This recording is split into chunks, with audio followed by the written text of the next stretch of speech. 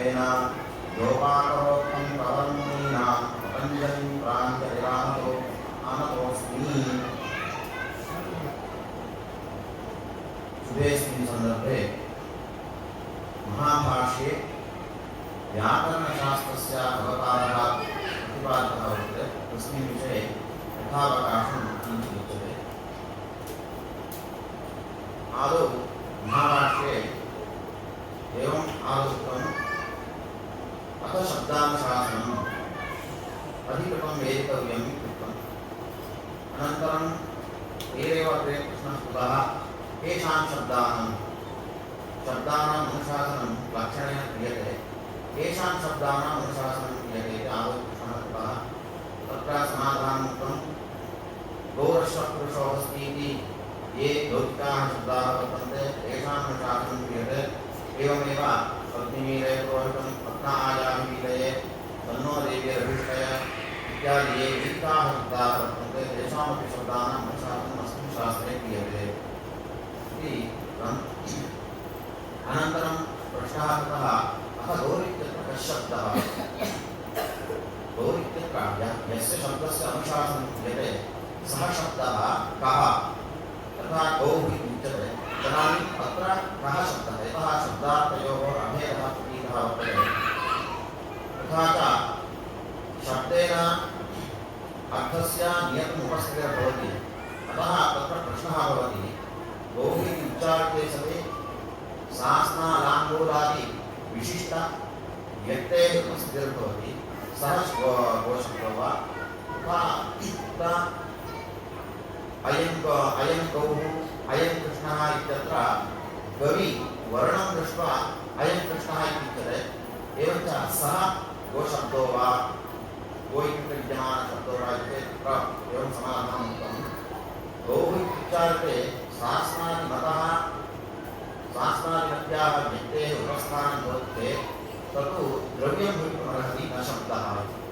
एवं शुक्लस्य अयं शुक्ल इत्यत्रापि यथा अयं गौः अयं शुक्ल इत्यत्र नामकरणेन या प्रतीतिर्भवति तत्रापि सः तत्र अवगम्यमानः शब्दो न अपि तु सः गुणः इति। एवं गवि क्रिया वर्तते, गच्छति खादति इत्यादयः क्रियाः अपि वर्तन्ते, ताः अपि शब्दाः न उक्तम्। अनन्तरं गवि गोत्वं वर्तते, तदपि सोऽपि शब्दो न।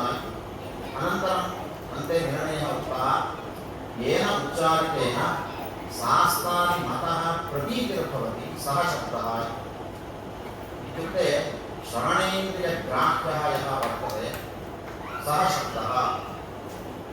यस्य श्रवणेन शास्त्रादिमतः आकृतेः उपस्थितिः अस्माकं भवति सः शब्दः इति निर्णीतः। अनन्तरं किमर्थम् अध्येयं व्याकरणम् इति प्रश्नः कृतः। तत्र प्रयोजनमुक्तं रक्षोहागमलब्धसन्धेयः प्रयोजनम्। रक्षार्थं वेदानां रक्षार्थम् अध्येयं व्याकरणम्। ऊहार्थमपि अध्येयं व्याकरणम्। आगमार्थमपि अध्येयं व्याकरणम्।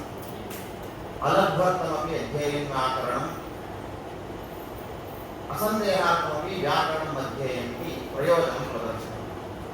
तत्र आदौ रक्षार्थम् अध्येयं व्याकरणम् इत्युक्तं तस्य व्याख्यानं कृतम्। लोपागमवर्णविकारज्ञो हि सम्यक् वेदान् पारयिष्यति, अतः रक्षार्थम् अध्येयं व्याकरणम्। रक्षः इत्युक्ते पालनम् इत्यर्थः। पालनार्थकः अक्षरार्थः। अतएव विवरणं क्रियते लोपागमवर्णविकारज्ञो हि सम्यक् वेदान् पारयिष्यति। यतः कानिचन कार्याणि लोके न दृश्यन्ते, नाम लौकिकशब्दे कानिचन कार्याणि न दृश्यन्ते, कानिचन कार्याणि वैदिकशब्देषु दृश्यन्ते। अतः कदाचित् भ्रान्तिः स्यात्, अत्र पाठभेदः स्यात्। यद्यपि आचार्यपरम्परया अत्र अयमेव शब्दः इति ज्ञायते, आचार्योऽपि तथैव उपदिशति अत्र एवमेव शब्दः इति। परन्तु गच्छता कालेन तस्य गुरुवचस्यैव अविश्वासस्य, यतः व्याकरणे एवम् उक्तमस्ति अत्र लोके दृश्यते यदा यदा भद्रं करणीयः इत्यत्रालोके करणीयः इत्यत्र करणीयः इत्यत्र अतः अत्रापि कदाचित् एवं स्यात् पाठभेदः आगतो वा इति अयमेव नूतनतया पाठभेदं कल्पयेत् अतः तथा माहु इत्येतदर्थम् अध्येयं व्याकरणम् तत्र उदाहरणं प्रदर्शितं लोपानवर्ण-विकारविषये उदाहरणं प्रदर्शितमस्ति देवा अदुक्राय देवा अदुक्रता इति प्राप्ते देवा अदुक्र इति वैदिकम् उदाहरणं उभधातोः लनि अदुहाता इति भवेत् अदुग्ध अदुहाता मदुगता इति तत्र अदुक्लु झ प्रत्ययः वर्तते तस्य आत्मनेपदेशनितरस्य आत्मनेपदेशनतः इत्यनेन अदादेशे सति अदुक्लु अता इति भवति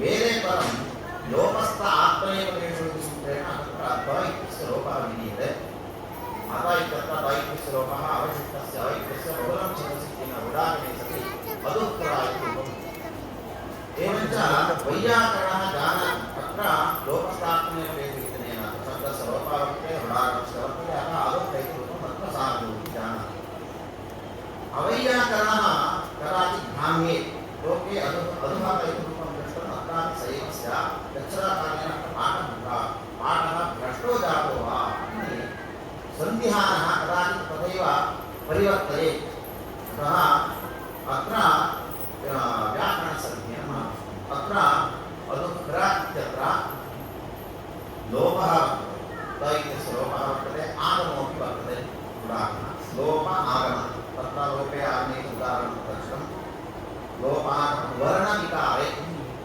उदाहरणं वर्तते भाषे उक्तम् उत्ग्रामं च निग्रामम् अयमपि कश्चन वैदिकः प्रयोगः तत्र उत्पूर्वको वा निपूर्वको वा बृहदातोः द्विप्रत्ययः वर्तते लोके उत्ग्रामः निग्रामः इति भवति अत्र तु परं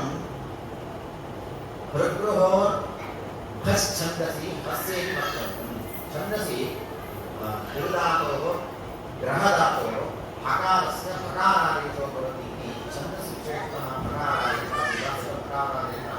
हकारस्य हस्य इति वक्तव्यम् तथा च उद्ग्रामः इत्यादि हकारस्य हकारादेशे सति उद्ग्रामः विग्रामः इति अतएव गृह्णामि इत्येतयोः भगत्वाय अस्मिन् इत्यत्रापि गृह्णामि इत्यत्र गृह्णामि इत्यत्र हकारस्य स्थाने हकारः वर्तते गृह्णामि इति रूपं जातं अत्र वर्णविकारः वर्तते हकारस्य स्थाने विकल्पः वर्तते हकारः एवञ्च कानिचन उदाहरणानि उपलक्षणत्वेन प्रदर्शितानि एवञ्च एतावता रक्षणविषये उदाहरणम् उक्तम् एतदनन्तरम् ऊहात्मकमपि व्याकरणम् अध्येयम् इति उक्तम् तस्मिन् विषये